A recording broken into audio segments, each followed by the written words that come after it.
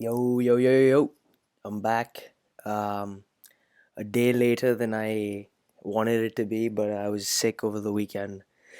As some of you may be able to tell by my voice, I'm sitting here with a cup of green tea, which is amazing. I just got done with class, but that's all irrelevant. Lots of stuff to cover today. Amazing weekend of football. We have a break this upcoming weekend. It's an international break, so there's going to be stuff to cover, but there's really just too much going on this past weekend that was amazing. Let's jump right in. Premier League. Instead of starting up top, let's start at the bottom. Newcastle, Sunderland, Tyne-Wear derby. Disappointment. That's the word I have. I'm not a fan of both teams. In my opinion, I prefer both of them to be relegated. I couldn't give less of a shit. But usually these fixtures are really fiery or fiery, as people say. But I was so disappointed by it. Defoe popping up again, and Mitrovic. He's been scoring here and there. Uh, I don't know. It's just underwhelming. With the Rafa Benitez coming in for Newcastle, you expect them to show a little bit of steel, and you could make the argument that they did coming back, but you also have to say it was at the Sports Direct Arena or St James's Park, as some people call it. Um, I don't know. I expected them to come out all guns blazing, and a 1-1 was. I mean, I'm happy that was the result because Norwich jump up, which after their big win at West Brom. So I don't know. The way it stands, I prefer the three teams that are in the relegation zone: Villa, Newcastle, and Sunderland. And I want these three teams to go down. Villa are a foregone conclusion. There's no question about it. But the last two spots are up for grabs, shall we say? Um, Prem, Manchester Derby. Oh shit! I just this fixture, this game is probably like the the epitome or the if that's the right word to use of both Manchester teams this season. United have had such a weird, unpredictable season, but so have City. City qualify for the last eight of the Champions League. You know, they play some big teams. They're still up and running in the biggest competition in the world, but they've been sucking in the Prem and in they got knocked out of the FA Cup, I think. It's just so weird. And like Yaya Toure comes in and he goes. And that's just how City's form has been. That's not to say anything that United are doing any better than them. United are doing probably equally bad. But I've come to sort of accept these kind of performances, especially the last 3 seasons, 3, 4 seasons since Fergie's left us. But what a victory, man. Marcus Rashford, dude. He's 18 years old, just running at defenders. He ran at and had a defender who's 17 years older than he is on his fucking backside. We should have had a penalty. It should have been a 2-0, but there was a lot of should have and could have been. We were lucky Aguero had 1 day off. Silva wasn't at his best. You know, there were a lot of things that went for us, but I mean, City this season haven't won a single game against the top six. I don't. I think they have maybe one or two games left to prove it, but like it's sort of irrelevant at this point. I just think it's going to be hilarious if Pep comes in next season and City are going to be in the Europa League, because there's no chance they're going to win the Champions League this season. I mean, who are they playing? They're playing PSG. PSG are just imperious, dude. They're just so good. Maybe Zlatan wants to prove his worth by winning the Champions League for the first time in his life, and what a way to do it if he does it with PSG in his final season. I mean, there's lots of permutations and combinations that can be drawn. Just crazy, crazy, crazy game. I was super happy. I watched it when I was just like a mix between hungover and just complete sickness. It definitely put me in a better mood. It put my health, I'd say, in a better mood as well. Great game. Speaking of great games, though, Southampton Liverpool, what a game! Oh my God, the Saints go marching on. Speaking of which, I have to mention this. Ronald Koeman, who's the manager of Southampton, has the most hilarious Twitter account. I heard about it on this podcast that I listened to called the Football Ramble, and it's just so adorable. That's probably the word you have to use. Every week before the game, there's just a picture of Ronald Koeman, the two teams that are playing, so Southampton versus whoever, and just the word match day on it. And it's just hilarious to see. It's like every week it's consistent, it's always there. And then sometimes you see really frank assessments by him as to how his team performed. Like when they lost against Bournemouth, I believe he was like, yeah, they were better than us, blah, blah, blah. Like he's really frank with it. But the best part about it is some of these recreational activities that he does. It's just, there's a picture of his face, and below him is yeah, like you can see a little bit of a golf field, and the caption is "Nice day for golf." It's just, if you can, just check it out. Ronald Koeman Twitter. It's hilarious. He's like an old grandfather who's finally discovered technology. It's he just and it's just adorable. It's probably the word to use. But the game, what a game! Sadio Mane, 50 something minute, he misses a penalty. Liverpool are already 2-0 up.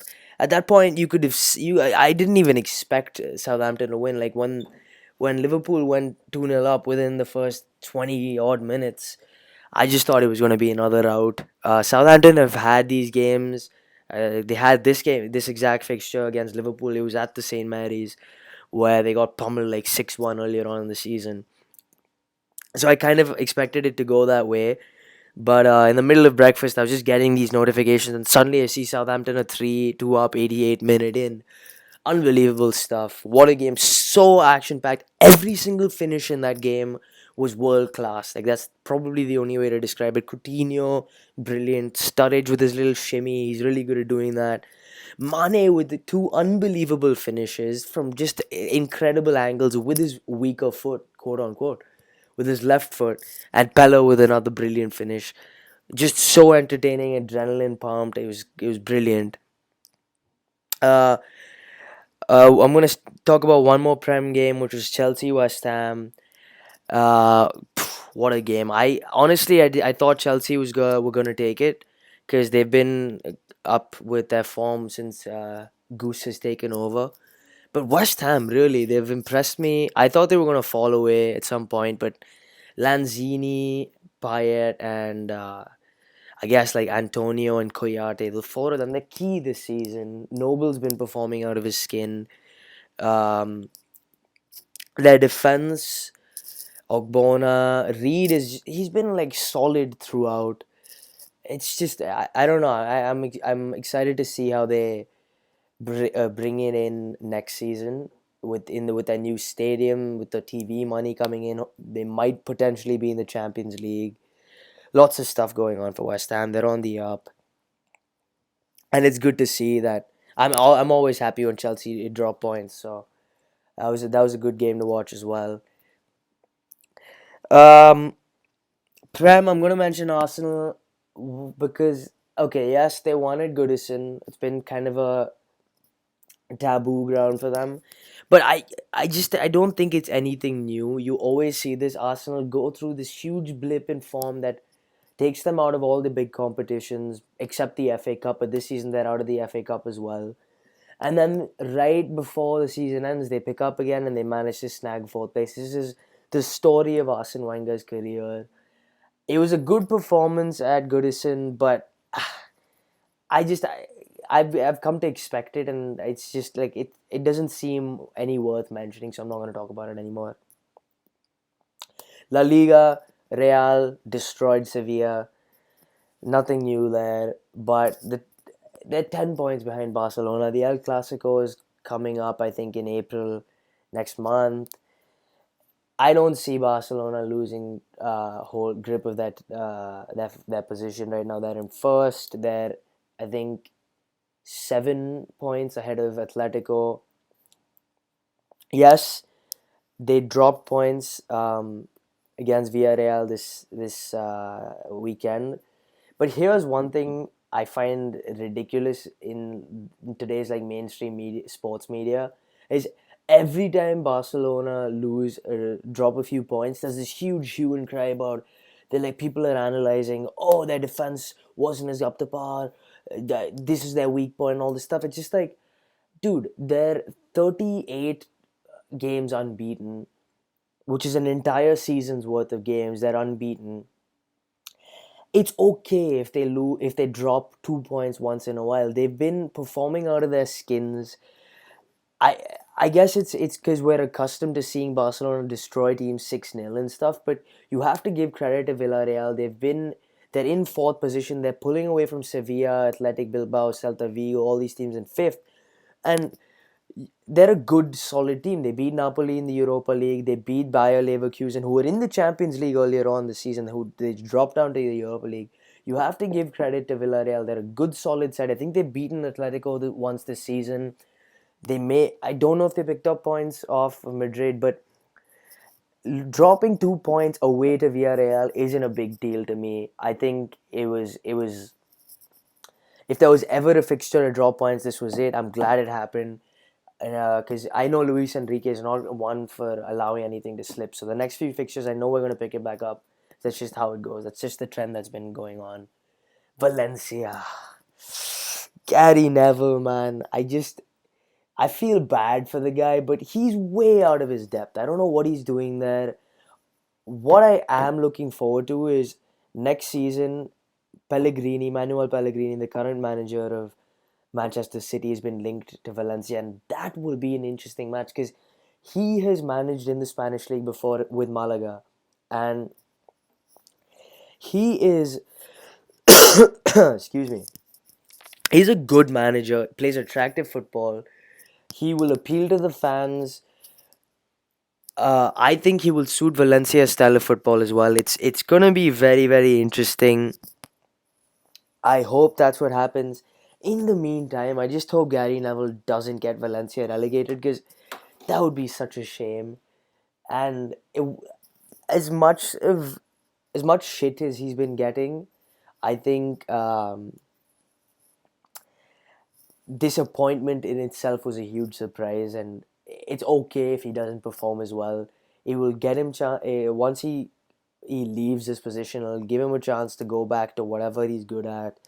Maybe try out a few other clubs lower down the pecking order, and maybe something happens. It's just a shame. They did play a really good Celta Vigo side. Those two goals that Celta scored were unbelievable. They've got some really good players up top. They play again good, attractive football. They're tight at the back. I really like Celta. They've always been challenging to Barcelona as well. So they've always had my respect. But it's just a shame to see Valencia like this. Anyway, moving on. Italian League. Juve again destroyed Torino in the Turin derby. Pogba is just a beast, and all I was thinking, he has everything in his game. He can drive up from midfield. He scored an amazing free kick. Like Pirlo would have been proud of that. He set up Morata. Morata's another one who's just like so unbelievable. He's impressed me a lot. I'm so glad he left Real. So now he actually has my support, and he has my, not that he needs it, but he has my compassion, if that's the right word to use. Um, what a game! It's just like, I don't know. The Italian league isn't as competitive because Juve are just on such a different level, but they're just so they play such good football that it's hard not to admire them. There were also big games in Serie A. Fiorentina dropped more points. Roma and Inter picked up a valuable point away in Rome. That was a good game. Definitely check the highlights out for that because Perisic again, he scored. It's just unbelievable. He's performing so well. It's a shame that Dortmund decided to leave him, but it's also good that his career's picked up. Napoli, big win. Higuain again, 2 goals I think he scored. He's just, it's so weird to see him because For those who don't know, their Napoli's chairman or the owner, I think his name is uh, De Laurentiis. He he called Higuain out in public to say that he needs to lose a bit more weight, and now there's a huge thing that Higuain doesn't want to stay on in Napoli and stuff like that. But the weird thing is that Higuain does look a little plump. You know, he doesn't look like a fit footballer like a Pogba or a Sadio Mane. In fact, like those guys just look fit, and Higuain doesn't. But he just performs every day so consistently. He's strong. He's the complete striker, and everyone's talking about who's the best striker um, in today's football. I think Higuain's up there. I think Lewandowski, Higuain, Suarez. Between the three of them, they're the top three. Whoever's number one, that's up for debate. My vote goes for Suarez, but I'm biased. Uh, Higuain's up there. He's unbelievable. Aguero obviously is also up there. If I should have even goes without saying. But Napoli keep pushing. They're up there. I think they're 2 points or 3 points behind Juve. So you never know. There's always hope. I think Juve are going to take it. There's like 7 games left, but my hope remains with Napoli that they take it. Apart from that, Bundesliga, Bayern won, Dortmund won. There's really nothing more to say. Although, speaking about Dortmund, I was talking to a friend earlier today or earlier this week about the Europa League fixtures in the upcoming round between Dortmund and Liverpool, and there's a whole other. It's going to be a huge media story because Klopp returning back to Dortmund, and this huge whatever. It's like this. It's a homecoming. There's a lot of respect between the two clubs. You'll Never Walk Alone has been adopted by Dortmund fans a number of times and all this stuff. But when it comes down to the football, Dortmund are just on such a different level. They just seem like they belong in the Champions League, The style of football, the chemistry, the way the movement, the way they just pass and defend as a unit. They destroyed Spurs, and Spurs honestly, apart from those two games against Dortmund, they didn't really seem they've had a drop in form. They beat Bournemouth this weekend 3-0. Harry Kane again, Dele Alli. Like they looked so slick, but Dortmund were on another planet. And when you're talking about Liverpool, who've had some really good fixtures this season, they've played some good attractive football. They're just not consistent enough, and I don't think they function well enough as a team to perform at a level that will beat Borussia Dortmund over two legs. I just don't think it's possible. If you do, I'm always willing to hear different opinions. Um, that's pretty much what I have to cover for this weekend. Uh,